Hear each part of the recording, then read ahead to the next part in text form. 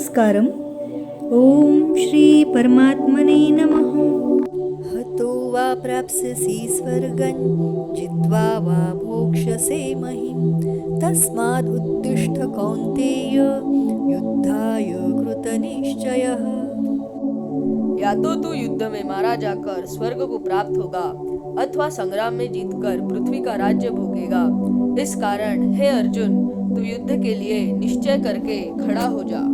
सुख दुःखे समे कृत्वा लाभालाभौ जयाजयौ ततो युद्धाय युज्यस्व नैवं पापमवाप्स्यसि।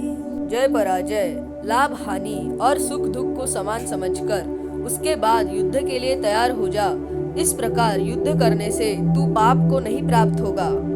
ईशा ते विहिता सांख्ये बुद्धिर्योगे त्विमां शृणु बुद्ध्या युक्तो यया पार्थ कर्मबन्धं प्रहास्यसि। हे पार्थ, यह बुद्धि तेरे लिए ज्ञान योग के विषय में कही गई है और अब तू इसको कर्मयोग के विषय में सुन।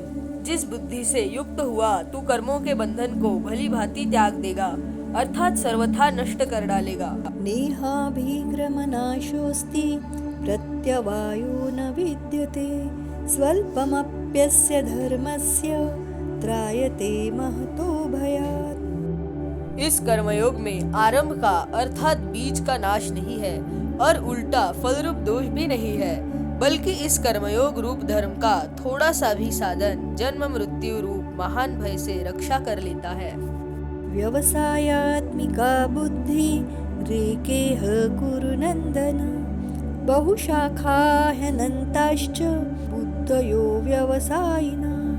हे अर्जुन, इस कर्मयोग में निश्चयात्मिका बुद्धि एक ही होती है, किंतु अस्थिर विचार वाले विवेकहीन सकाम मनुष्यों की बुद्धियाँ निश्चय ही बहुत भेदों वाली और अनंत होती है। यामिमां पुष्पितां वाचं प्रवदन्त्य विपश्चितः वेदवादरताः पार्थ नान्यदस्तीति वादिनः।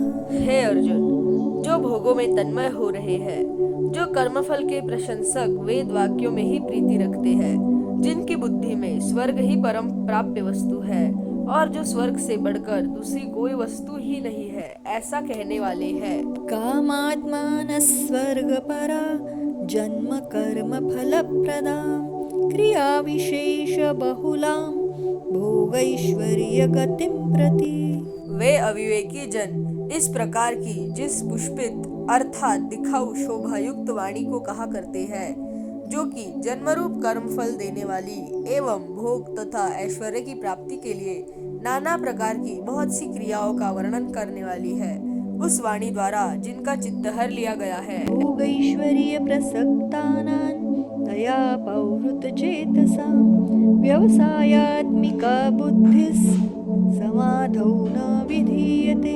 जो भोग और ऐश्वर्य में अत्यंत आसक्त है, उन पुरुषों की परमात्मा में निश्चयात्मिका बुद्धि नहीं होती है। त्रैगुण्य विषया वेद निस्त्रैगुण्यो भवार्जुन निर्द्वन्द्वो नित्यसत्त्वस्थो निर्योगक्षेम आत्मवान्। हे अर्जुन, वेद उपर्युक्त प्रकार से तीनों गुणों के कार्य रूप समस्त भोगों एवं उनके साधनों का प्रतिपादन करने वाले हैं।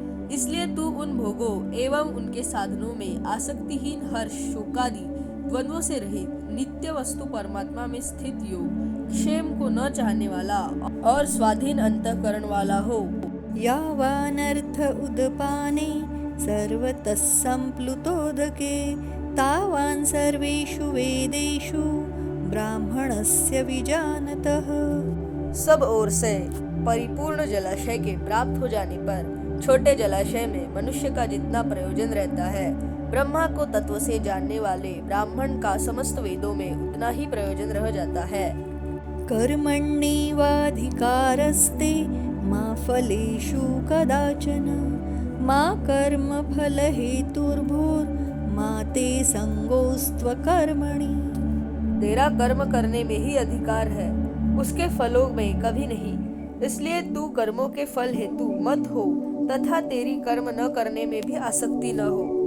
योगस्थः कुरु कर्माणि सङ्गं त्यक्त्वा धनञ्जय सिद्ध्यसिद्ध्योः समो भूत्वा समत्वं योग उच्यते।